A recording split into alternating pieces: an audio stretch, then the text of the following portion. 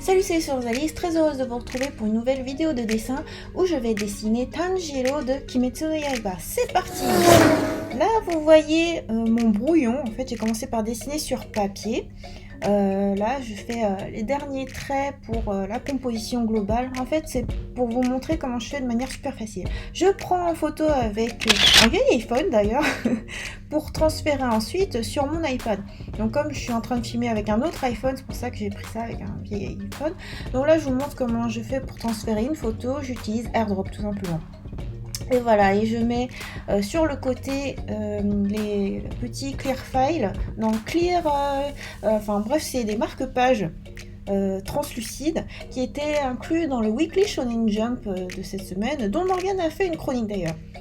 J'importe l'illustration, enfin j'importe la photo dans l'application Medibank Paint à partir d'un nouveau fichier, un nouveau dessin en taille A4 300 dpi. Ensuite je mets l'image du brouillon en fond un peu plus translucide, enfin juste en opacité un peu moins forte, je suis plus à 14%, quelque chose comme ça. Et ensuite là j'ai créé 3 répertoires que j'ai chacun nommé.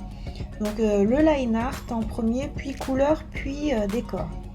Ensuite je prends le pinceau, enfin je prends mon Apple Pencil et puis je mets en mode pencil, donc crayon, avec une épaisseur de 18 pixels. Et puis c'est parti pour dessiner. D'habitude, si vous avez l'habitude de voir mes tutos de dessin qui sont plus détaillés et plus finis, vous avez l'habitude de voir une épaisseur plutôt de 4 pixels ou quelque chose de très très très fin.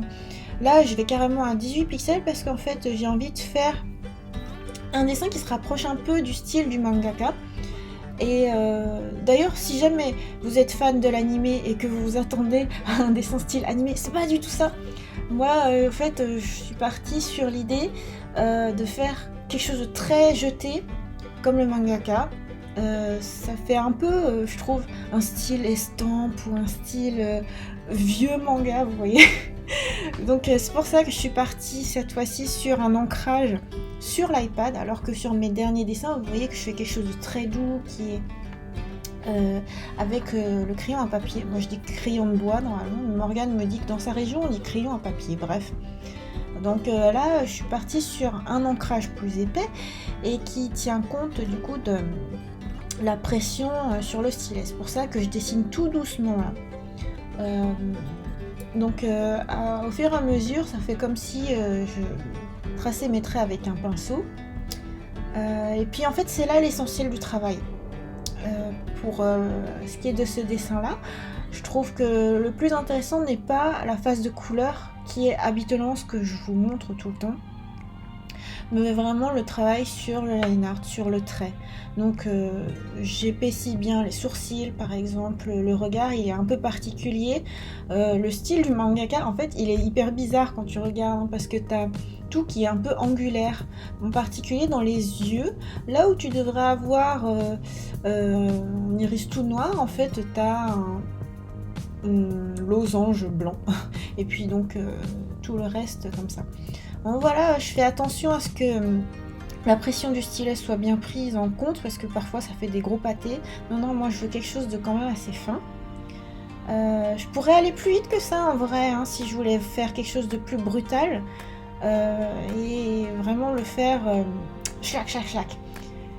Bon, cela dit, moi j'ai quand même un style qui est un peu doux, donc les angles j'ai tendance à... comment dire, les courbes, j'ai tendance à les faire un peu courbes, même si j'essaye de mettre des angles partout pour me rapprocher un petit peu du style.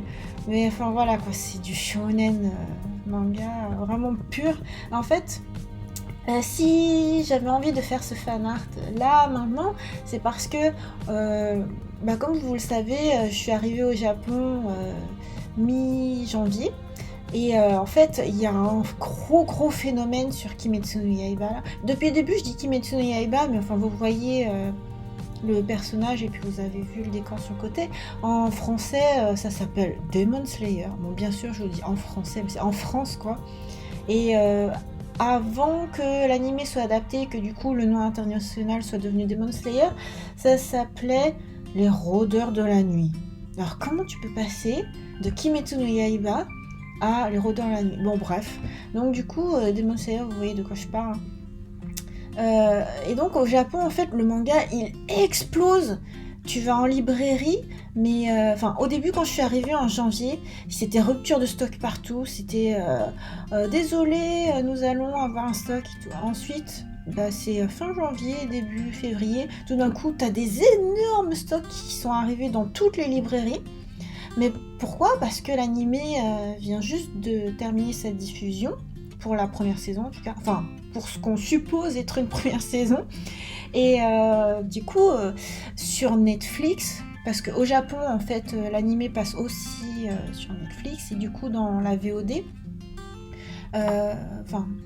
ce qu'on suppose avec Morgane, c'est que maintenant, au Japon, il y a une nouvelle consommation de l'animé, et qu'il y a des gens qui ont attendu à ce que l'animé soit entièrement prêt dans Netflix pour tout regarder. Et en fait, comme l'animé est vraiment magnifique, sublimissime, je pense que ça a tellement hyper boosté les ventes du manga que du coup c'est pour ça qu'il y a eu une grosse rupture du stock sur certains tomes en particulier, par exemple là où se termine l'animé, mais aussi sur les nouveautés. Donc au moment où je suis en train de faire ce dessin, et je pense que je vais publier très vite en fait cette vidéo, genre le lendemain, ou alors le jour même en fait, pour vous, pour la France ce sera le jour même.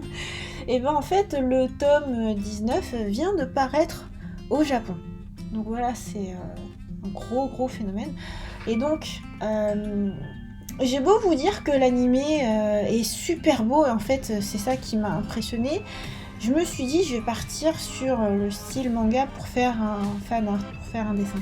Parce que j'aime bien en fait me dire je vais faire un fan art un petit peu au style du mangaka, puis après peut-être que je ferai un fan art plus dans le style de l'animé.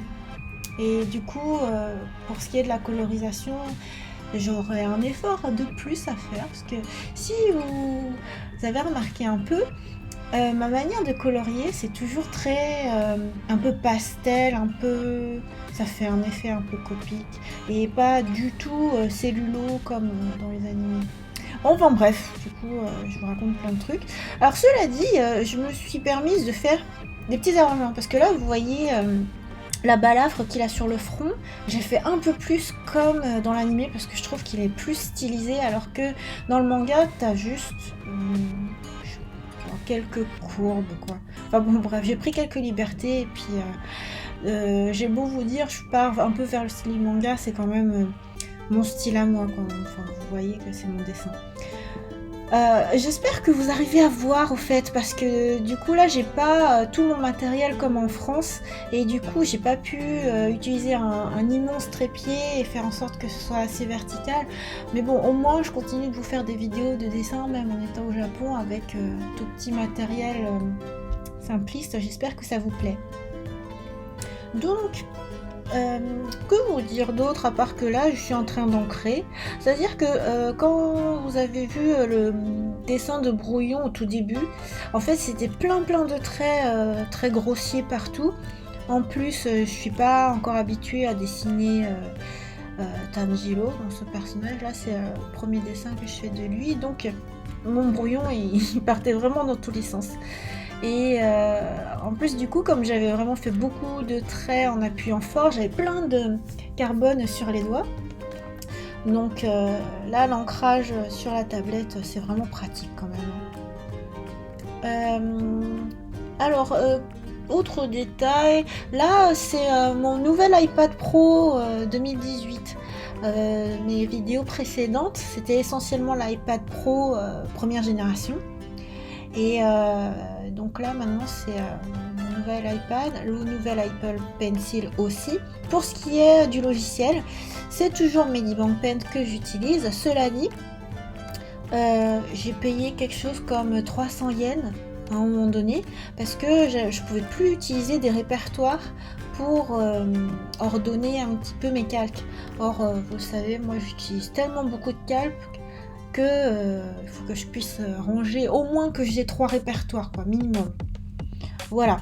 Cela dit, j'ai l'impression qu'il y a une embrouille dans mon application parce qu'il me redemande de payer, parce que vous avez vu qu'au moment où j'ai créé un nouveau fichier, et il m'a affiché une pub. Donc je sais pas ce qui lui arrive. Soit il veut que je repaye une nouvelle fois, soit il considère que je suis dans la version gratuite. Enfin bon bref, il faudra que je remette ça au clair après avoir fini cette illustration. Je suis passée à la colorisation, là même si tout est en noir et blanc. Parce que là, je fais les cases du survêtement de Tanjiro.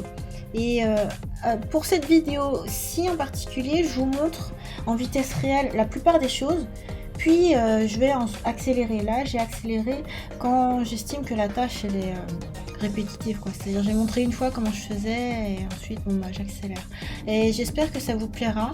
C'est long en fait à faire pour moi ça au montage, mais je me dis au moins pour ceux qui regardent, par exemple qui veulent pas dessiner mais qui aiment bien regarder comment je dessine, c'est un peu plus dynamique. Moi pour commenter la vidéo, ça me permet de me reposer un peu parce qu'une vidéo de 20 minutes c'est pas pareil que de commenter une vidéo de je sais pas 1 heure ou 2 heures. Je sais que dans l'assemblée, il y en a qui vont me dire « Je voudrais la totalité en vitesse réelle ». Ouais, mais rendez-vous compte, est-ce que vous regarderiez une vidéo qui fait 2 heures? Enfin, je dis ça, mais là, je pense que j'ai mis un peu moins longtemps. Enfin, c'était vraiment un dessin rapide. Après, la nouveauté dans ce dessin-là, c'est que d'habitude, comme je fais pas l'ancrage sur l'iPad, je fais intégralement les zones de couleur, enfin mes aplats, au pinceau.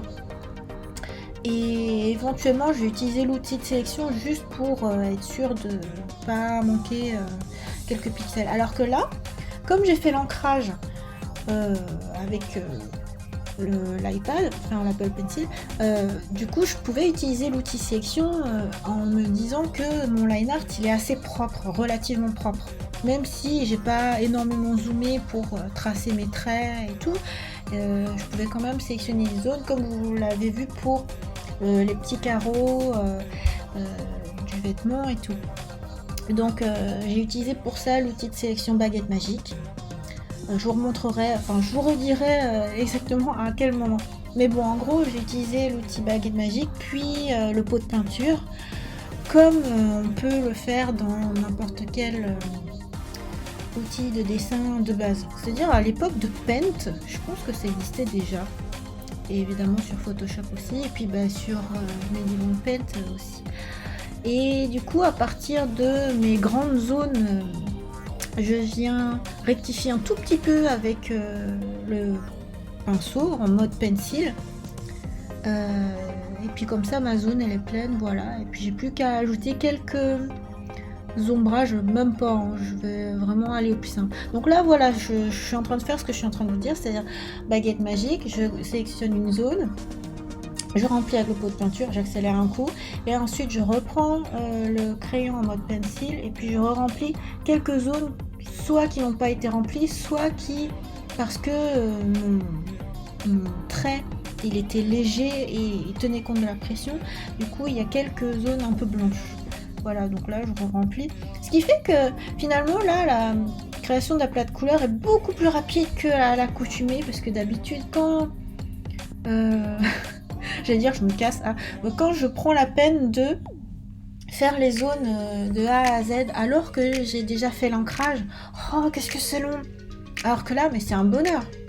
Finalement, peut-être que mes prochains dessins, je vais peut-être tous les faire comme ça, si jamais ça vous plaît, d'avoir un petit portrait de personnage rapidement fait comme ça. Le seul désavantage, c'est que si jamais je pense que je vais mettre cette illustration sur mon site web et puis sur Instagram, Facebook et tout. Donc vous pourrez le voir, éventuellement zoomer et voir de près. C'est peut-être un peu moins fin que ce que je peux faire habituellement. Par exemple, mes couvertures de Le Voyage de Hana, dont il y a aussi les vidéos de tuto de dessin sur ma chaîne. Et ben, si vous zoomez même à 800%, en fait tout est hyper nickel. Alors que là, je suis allée un peu vite. Bon, cela dit, je pense que en vrai, quand on regarde, c'est-à-dire en taille A4, c'est impeccable. En tout cas, j'ai pas mal aimé dessiner comme ça parce que c'était très rapide. Habituellement, j'aime bien faire tout le dessin, enfin sans la couleur, sur papier. Parce que comme ça, en fait, je me recule beaucoup, je contemple et voilà, j'ai un ressenti dessin. Alors que là, c'est plus numérique du coup, parce qu'à part le brouillon, c'était sur numérique. Mais c'était pas mal parce que c'est propre quoi. Là, je suis passée sur la partie ombrage. Donc en commençant par les yeux. En commençant par le blanc des yeux qui du coup n'est pas très blanc pardon, puisque j'applique beaucoup d'ombrage dans les gris et bleutés. Après en vrai le style du mangaka c'est un peu simple, hein. C'est pour ça que là la partie colorisation, ombrage, éclairage elle va être assez rapide parce que le style du mangaka je trouve c'est ouais, tu vas mettre peut-être 2 nuances de couleur sur un seul aplat. Bon, bref, du coup, là, ça va être tranquille. Après, je rajoute quelques petits effets sur les yeux parce que je trouve que ça manque un tout petit peu d'éclat, sinon c'est un peu simple. Mais voilà, que ce soit un peu un mix entre le style du mangaka et le mien quand même, quoi. Parce que moi, j'aime bien mettre des petites lumières dans les yeux, donc je vais rajouter ça. Après, si on parle un peu plus de Kimetsu no Yaiba, est-ce que vous regardez l'anime ou est-ce que vous lisez le manga? Parce que moi, du coup, en voyant le phénomène incroyable qu'il y a au Japon, je me suis dit, bon, comme d'habitude, j'ai dû louper un gros truc. Genre Naruto, j'ai mis un temps infini avant de m'y mettre et puis j'ai tout mangé et je suis devenue fan. Pareil pour One Piece, je m'y suis mise très tardivement et j'ai mangé tout le manga d'un coup. Bah là pour Kimetsu no Yaiba, j'ai fait un peu un chemin inhabituel, c'est-à-dire je me suis rendu compte que le manga avait un gros succès et je me suis mise à regarder l'anime avant même de lire le manga. Parce qu'en fait, Morgane me disait bon, le manga, j'accroche pas trop.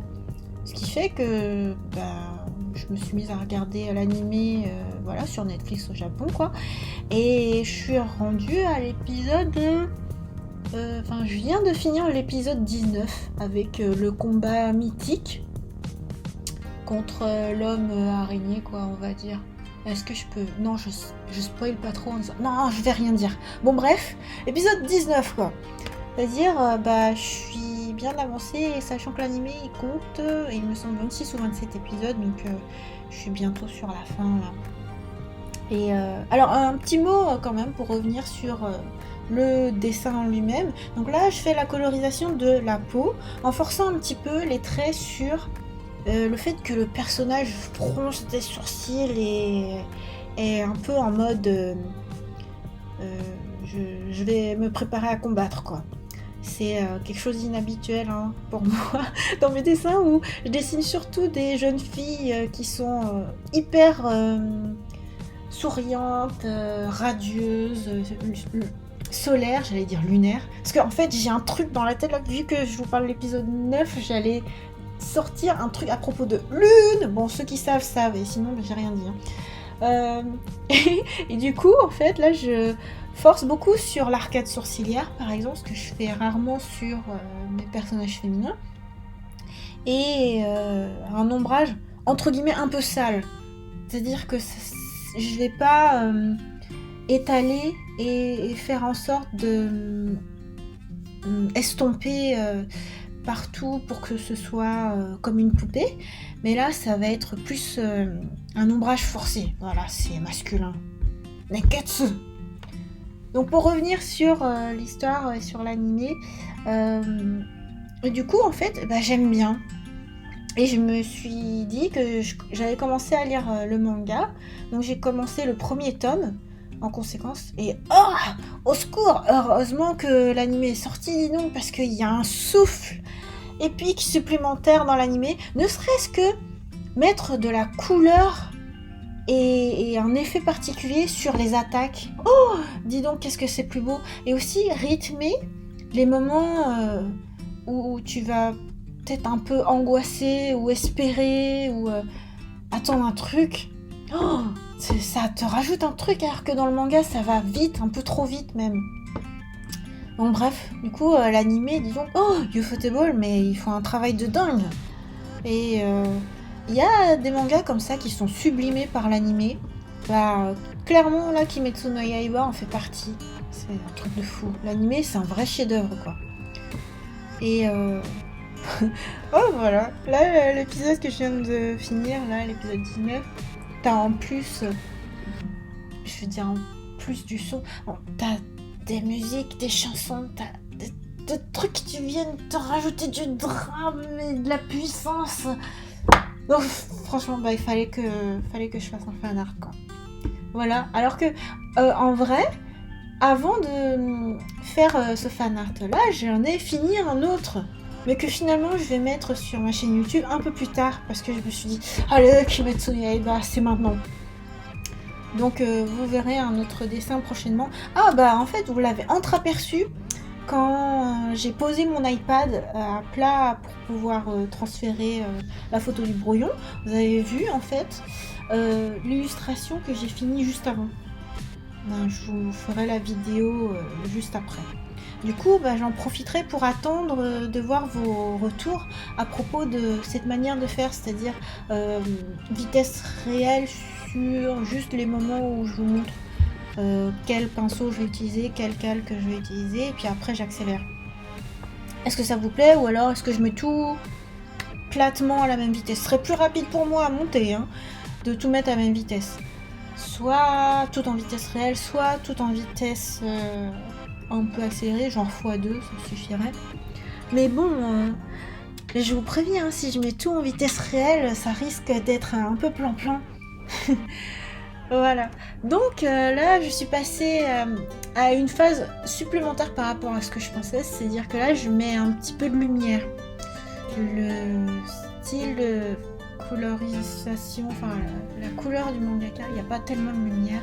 Donc voilà, j'en mets un tout petit peu parce que c'est mon truc, j'adore ça, surtout sur les cheveux quoi, mais du coup j'ai un peu diminué l'opacité pour que ça force pas trop dessus quoi. Et puis tant qu'à faire, je fais ma petite signature, je la refais 2 fois parce que enfin voilà, d'habitude en fait j'applique directement ma signature en mode logo, mais là je trouvais que ce serait mieux d'avoir ma signature écrite directement comme ça, avec un petit peu de blanc pour là où je passe sur le noir. Ensuite je vais faire le décor, enfin un petit peu de décor, et m'attacher à suivre ce que je voulais faire en fait au départ. Quand vous avez vu mon brouillon, en fait vous avez vu un effet de vague, et en gros bah, c'est un de ses pouvoirs. C'est son pouvoir, voilà. Une de ses attaques. Mais en fait j'en suis pas tellement satisfaite. Et bah, finalement là j'accélère à fond parce que je trouve que c'est pas hyper intéressant. C'est juste quelques petits traits que je fais parce que finalement je pars plutôt sur un air d'air en fait. C'est plus de l'air qu'il va respirer, qui est un petit peu le cœur de ses attaques, c'est le souffle. Voilà, ça fait un petit peu nuage, estampe japonaise ancien. Et voilà, mon dessin est déjà terminé. J'espère que ça vous a plu. Bye bye.